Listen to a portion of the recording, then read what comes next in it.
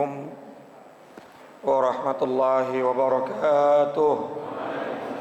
Waalaikumsalam warahmatullahi wabarakatuh. Bismillah, alhamdulillah, salatu wassalamu ala rasulillah Sayyidina Maulana Muhammad ibn Abdullah wa ala alihi wa sahbihi wa mawalah. Wa la hawla wa la quwata illa billah, amma ba'du. Yang saya hormati dan sama-sama kita muliakan guru kita Bapak Dr. Andes Kiai Haji Muhammad Ja'far, Bapak Kiai Haji Farah Furqan Muqarrab bin Yusuf, Bapak Kiai Haji Ahmad Habibi Abdul Rashid Ramli, matta'anallahu fi tuli hayatihim. Amin. Pengurus Majelis Ta'lim Ukhuwah Islamiyah Bapak Haji Basroin, Ustaz Haji Muhammad Tahir, pengurus Masjid Al-Barakah Bapak Semuhadi, dan seluruh para jamaah, bapak-bapak, ibu-ibu, dan saudara-saudaraku yang semoga semuanya dimuliakan Allah Subhanahu wa ta'ala. Tanpa berpanjang kalam, mari sama kita lanjutkan kembali pembahasan kitab kita. Namun sebelumnya kita baca kembali suratul Fatihah. Mudah-mudahan Allah memberikan kita ilmu yang bermanfaat, Allah mengistiqomahkan daripada majelis kita, dan mudah-mudahan majelis ini bisa menjadi sabab wasilah yang hadir semuanya diampuni dosanya oleh Allah Subhanahu wa taala. Al-Fatiha bil qabul wa ila hadratir Rasul ala hadhihi niyyah wa ala kulli niyatin salihah wa ala man nawa salafus salih wa ila hadratin nabiyil mustafa sayyidina wa habibina wa syafi'ina wa maulana Muhammadin wa ala alihi wa azwajihi wa dhurriyyatihi wa ahli baitihil kiram, wa khususan ila ruhi muallifil kitab Sayyidi Syekh Zainuddin bin Abdul Aziz Al-Malibari Al-Fannani wa Sayyidi Syekh Nawawi bin Umar Al-Jawi Al-Bandani wa usulihim wa furu'ihim wa dhul huquqi alaihim ajma'in, anna Allah yu'li darajatihim fil jannah wa yu'idu alaina min barakatihim wa asrarihim wa anwarihim wa ulumihim wa nafahatihim fid dini wad dunya wal akhirah wa ila arwahi walidina wa abaina wa jami'al muslimina wal mu'minina wal mu'minat al ahya'i minhum wal amwat ila hadratin nabiy al-Fatihah. A'udzu billahi minasy syaithanir rajim. Bismillahirrahmanirrahim. Alhamdulillahi rabbil alamin. Arrahmanir rahim. Maliki yaumiddin. Iyyaka na'budu wa iyyaka nasta'in. Ihdinas siratal mustaqim. Siratal ladzina an'amta 'alaihim ghairil maghdubi 'alaihim waladdallin. Rabbighfir li wa li walidayya. Bismillahirrahmanirrahim. Qala al-musannif rahimahullahu ta'ala wa nafa'na bi 'ulumihi wa amadna bi asrarihi fid dharain amin. Wa amma az-zuhdu fil harami, maka adapun zuhud pada barang yang haram, fawajibun, maka hukumnya adalah wajib, amun, kepada seluruh manusia secara umum. Halaman 84 bawah. 84 yang bawah. Kita membahas tentang sifat apa? Zuhud. Yang 2 minggu lalu kita bahas bahwa zuhud itu terbagi menjadi 2 minimal. Ada zuhud secara ammah, secara umum, ada zuhud secara khusus. Yang umum itu adalah ketika seseorang menjaga dirinya dari harta yang haram, tidak suka, tidak cinta kepada harta yang haram, makanan haram, minuman haram, pakaian haram, tempat tinggal yang haram, kendaraan yang haram. Maka ketika kita sudah ada di dalam hati kita ketidaksukaan terhadap hal-hal yang diharamkan oleh Allah Subhanahu wa taala, maka kita sudah masuk dalam kategori orang yang zuhud. Tapi zuhudnya zuhud secara umum.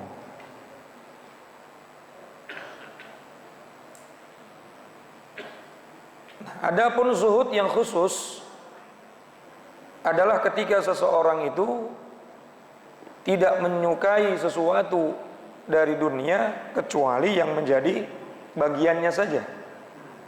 Meskipun sesuatu itu adalah perkara yang halal. Nah, ini lagi naik lagi nih tingkatannya. Kalau yang umum wajib hukumnya harus meninggalkan, membenci dan tidak mau mengambil dari segala sesuatu perkara yang haram. Di depan bapak ada duit 2 miliar. Bukan punya bapak. Bapak nggak ngambil barang seperak pun, berarti bapak zuhud. Zuhudnya umum. Memang hukumnya wajib, orang bukan punya kita. Betul nggak? Di depan kita, bahkan dalam urusan fikih ya, kalau kita disuguhkan makanan dalam kenduri atau dalam acara-acara walimah, maka yang menjadi hak kita cuma yang di depan kita. Yang di sono punya yang di sono, yang di situ punya yang di situ. Kecuali Sohibul Baitnya bilang silakan cicipi yang mana saja. Kadang-kadang Sohibul Baitnya nggak ngomong apa-apa tuh. Maka yang menjadi milik kita cuma yang di depan, cuma rengginang tat, ya udah terima aja itu. Nggak boleh ngambil yang di sono. Nah, menahan diri untuk tidak mengambil yang di sono, zuhud namanya. Jadi secara umum, zuhud dalam tingkatan yang awam itu adalah seseorang tidak mengambil bagian apapun jika memang itu hukumnya haram. Jadi kalau ada orang yang bilang nggak usah ngomongin zuhud deh, bukan tingkatan kita lah. Orang wajib punya sifat zuhud, mungkin tingkatannya berbeda. Nah, kalau zuhud yang khusus bukan cuma yang haram, bukan cuma yang syubhat, bahkan bagian yang halal pun kalau memang melalaikan untuk ingat kepada Allah, dia nggak ambil. Paham Mbak kira? Nah, ini ada kerjaan nih, gajinya lumayan, tapi kalau saya kerja di sini kagak sholat, kagak ngaji, dia nggak ambil. Atau dia punya gambaran sesuatu mendapatkan urusan dunia, tetapi ketika dia ngurusin dunia tersebut lebih banyak lalainya daripada ingatnya, maka dia nggak ambil bagian tersebut. Nah, ini orang termasuk orang zuhud. Nah, zuhudnya zuhud yang khusus. Kalau kita mungkin masih zuhud yang umum, ya, atau mungkin masih separuh-separuh juga. Kalau orang nggak tahu kita ambil juga. Nauzubillah min. Yang bukan hak kita ambil juga. Nauzubillah min dzalik. Wa qila, saya diajarin sama guru-guru saya, bahkan sampai kaca mobil, kemudian apa lagi, motor yang lagi parkir, kalau bisa pengen duduk di atas motor tersebut, ada yang punya izin sama yang punya. Karena kalau kita mengambil manfaat dari barang milik orang lain tanpa izin, namanya gosok, termasuk ngaca. Kecuali nggak sengaja ya. Kaca mobil orang kita pakai buat ngambil manfaatnya kira-kira. Oh, berat banget dah Pak itu. Apalagi tanah orang kita serobot deh. Bukan gosok lagi. Sesuatu yang kita ambil manfaatnya tanpa izin, meskipun tidak ada keinginan untuk memiliki, hukumnya tetap haram. Dan orang yang zuhud meskipun tingkatan awam, kalau bisa dihindari. Termasuk bapak lagi pakai sepatu di kantor, lalu mau sholat, kemudian wudhu. Kalau pakai sepatu basah nih, sendal orang dipakai, betul nggak? Gosok nggak kira-kira? Kalau bapak pengen masuk dalam kategori orang yang zuhud, maka hindari. Saya sering kehilangan sendal waktu ngajar, sering. Yang namanya sering kan lebih dari 2 kali kan, sering berarti ya. Lalu ada sendal yang tercecer tuh. Kalau saya pakai itu milik orang lain, dosa juga, saya ngambil punya orang juga. Walaupun sendal saja hilang, mungkin sendal orang yang dipakai ini, yang ditinggal ini sendal orang yang pakai sendal saya, bisa jadi begitu. Tapi belum tentu juga. Nah, orang yang zuhud menghindari hal-hal semacam itu. Paham nggak kira-kira, Pak? Jadi yang jelas halalnya kita ambil. Yang kagak jelas halalnya berarti syubhat. Apalagi yang udah jelas haramnya. Maka minimal kita masuklah dalam kategori orang yang zuhud secara walaupun belum bisa zuhud secara khusus. Masya Allah. Wakila, dan dikatakan az-zuhdu tafriqul majmu'i. Zuhud itu adalah memisahkan sesuatu yang terkumpul. Wa tarku talabil maf'udi, dan meninggalkan untuk mencari yang tidak ada. Yang nggak ada nggak dicari itu. Ya orang nggak ada ngapain dicari? Sehingga dia nggak pernah puas hidupnya. Padahal makan udah pakai nasi putih sama rendang bebek, masih nyari bawang gorengnya kagak ada nih. Kerupuknya kagak ada nih. Masya Allah. Nah, zuhud yang naik tingkatan menjadi zuhud yang khusus, dia nggak nyari-nyari yang nggak ada. Dia nggak nyari-nyari yang kagak ada, Pak. Yang ada aja udah nikmatin.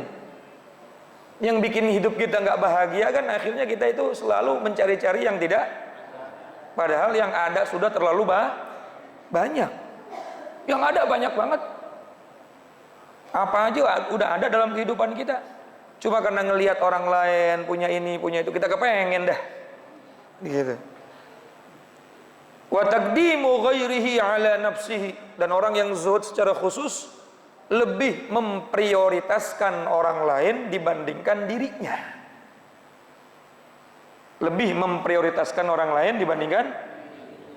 Kalau pas lagi bagi-bagi berkat, udah dapat belum? Belum, punya nih, ambil dulu. Ente mana? Ntar datang lagi. Nggak datang berkatnya. Kalau kita kan kagak, gua dulu, gua aja belum, lu mau ambil. Maka ciri wali itu begitu, Pak. Pasti punya sifat zuhud. Dia lebih mementingkan orang lain dibandingkan. Nah, kalau Rasulullah memang rajanya zuhud, bukan cuma dalam urusan harta. Rasulullah pernah belum makan 2 hari, Abu Hurairah 4 hari. Wa fi riwayatin 3 hari, Abu Hurairah 4 hari. Pada saat masuk ke rumahnya Siti Aisyah, ada makanan nggak? Ada. Siapin dong, saya belum makan nih. Berapa hari? Udah 2 hari belum makan. Disiapin sama Siti Aisyah tuh roti sa'ir.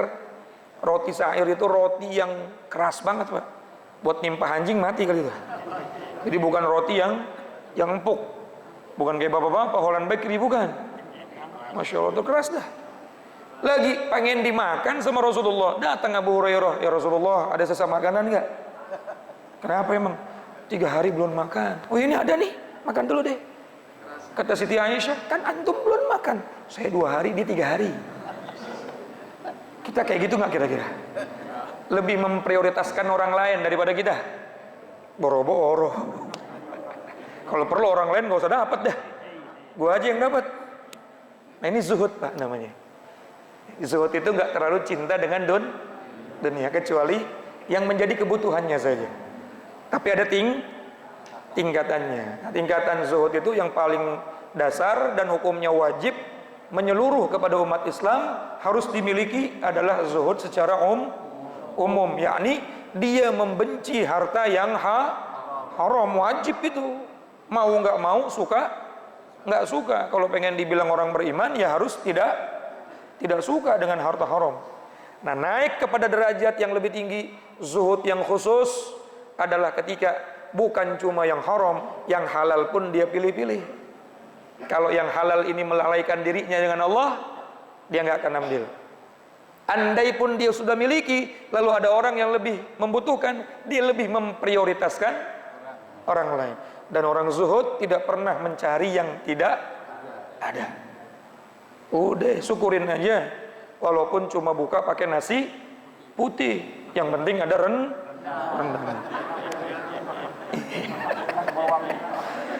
Gak usah cari-cari yang kagak ada.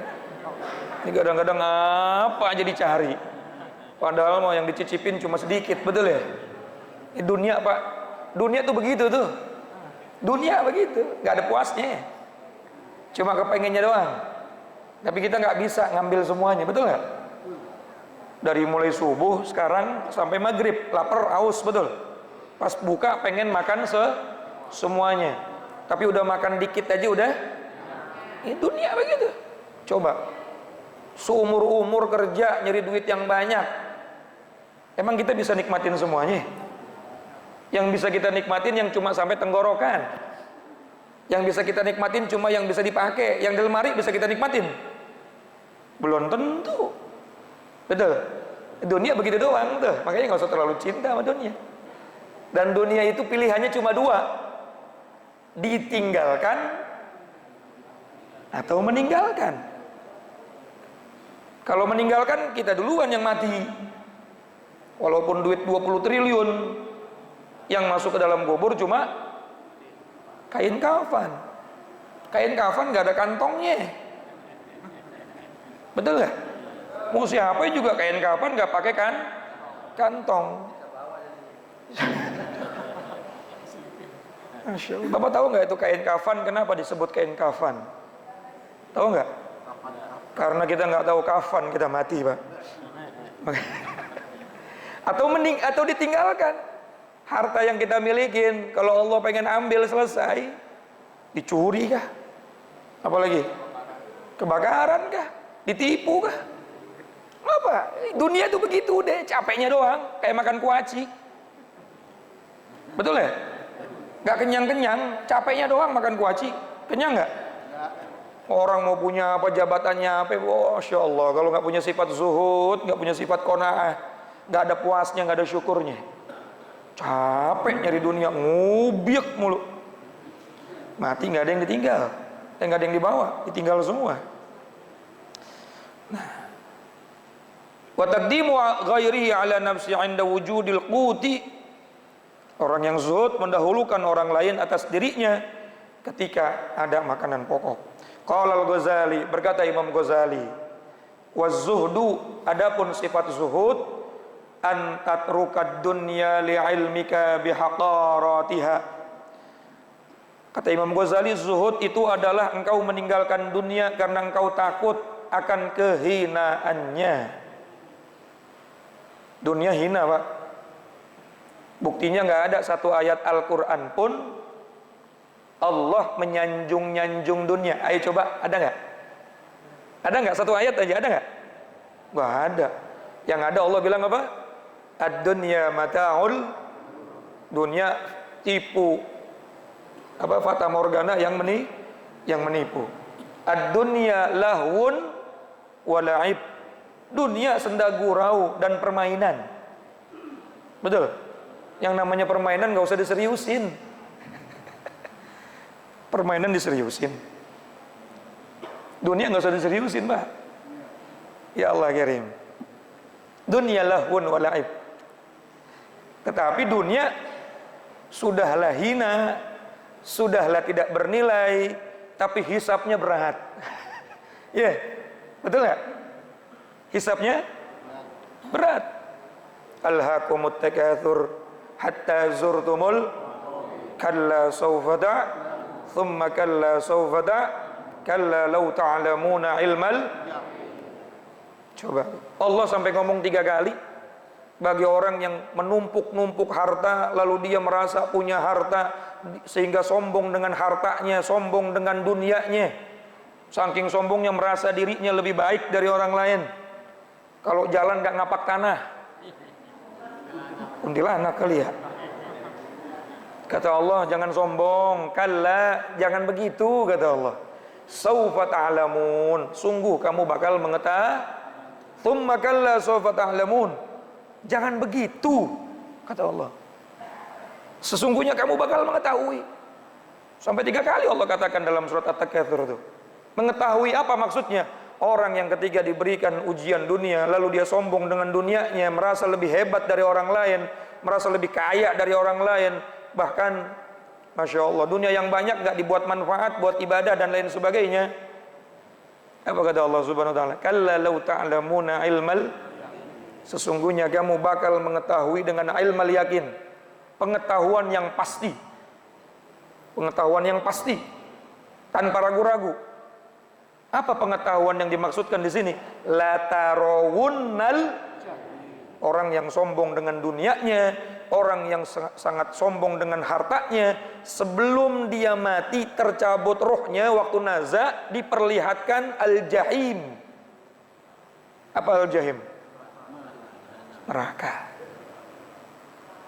Pasti Pak, orang mati itu akan diperlihatkan tempatnya, surga atau khusus buat yang alhaqumut takatsur, bermegah-megahan dalam urusan dunia, saing-saingan, sikut-sikutan, curang-curangan, apalagi tipu-tipuan, bohong-bohongan, apa aja diambil, lalu disombong dengan apa yang dia miliki.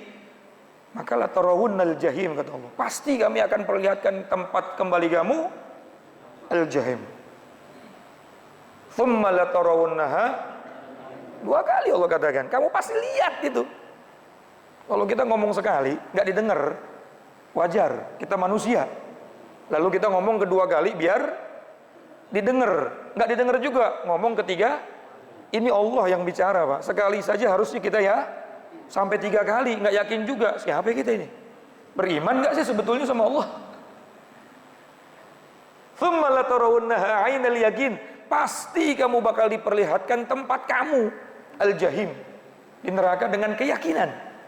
Makanya banyak orang mati selangap. Ya, tapi jangan juga seuzon ya, ada orang mati celangap, wah dilihatin nih, jangan seuzon juga. Masya Allah. Yang kedua, ini urusan dunia nih, sudahlah diperlihatkan neraka. Yang kedua, thumma latus'alunna yauma idzin, kemudian kami bakal pertanyakan, pasti kami pertanyakan yauma idzin, di hari kemudian, hari kiamat, anin naim, dari semua kenikmatan yang sudah kami kasih. Coba, sudahlah kita di dunia nggak bisa nikmatin, betul nggak? Capeknya doang, lalu sombong dengan dunia kita, mati kita diperlihatkan neraka jahim, lalu semua dunia kita dimintakan pertanggung la tus'alunna yauma idzin anin naim. Makanya orang yang cerdas itu sama dunia biasa aja, dapat alhamdulillah, nggak dapat ya nggak pusing lah, betul. Dapat alhamdulillah, nggak dapat ya alhamdulillah. Masya Allah. Kata Imam Ghazali, zuhud itu kamu tidak mencintai dunia karena kamu tahu kehinaan dunia.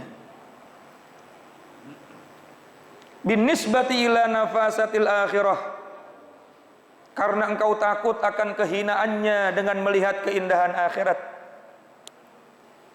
Walaysa minaz zuhdi, dan bukanlah termasuk orang yang zuhud tarkul mal. Awas nih, garis bawahi, bukan termasuk orang yang zuhud meninggalkan harta. Bapak kenapa sih nggak kerja? Zuhud. Jangan salah paham nih, habis ngaji begini besok langsung pada berhenti kerja.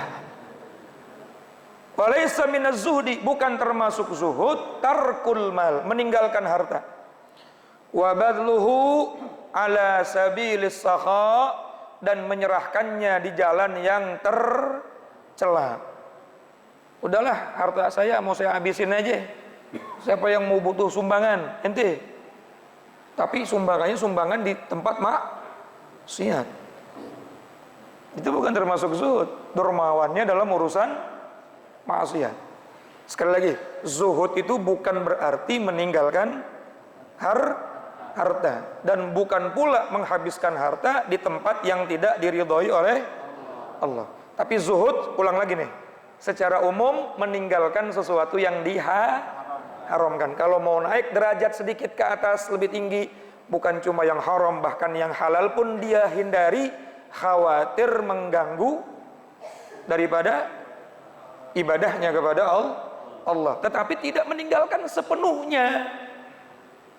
Wabtaghi fima atakallahu ad-daral akhirah wa la tansa nasibaka minad dunya.